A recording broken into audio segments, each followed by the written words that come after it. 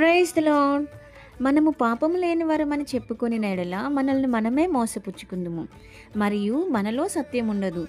మన పాపములను మనము ఒప్పుకొనిన ఎడల ఆయన నమ్మదగినవాడును, నీతిమంతుడను గనుక ఆయన మన పాపములను క్షమించి సమస్త దుర్నీతి నుండి మనల్ని పవిత్రులుగా చేయను. మనము పాపము చేయలేదని చెప్పుకొనిన ఎడల ఆయనను అబద్ధకునిగా చేయవారమగుదుము.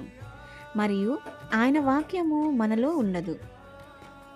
నా చిన్న పిల్లలారా, మీరు పాపము చేయకుండుటకై ఈ సంగతులను మీకు వ్రాయుచున్నాను. ఎవడైనను పాపము చేసిన యెడల నీతిమంతుడైన యేసుక్రీస్తు అను ఉత్తరవాది తండ్రి యొద్ద మనకున్నాడు. ఆయనే మన పాపములకు శాంతికరమై ఉన్నాడు. మన పాపములకు మాత్రమే కాదు, సర్వలోకమునకు శాంతికరమై ఉన్నాడు.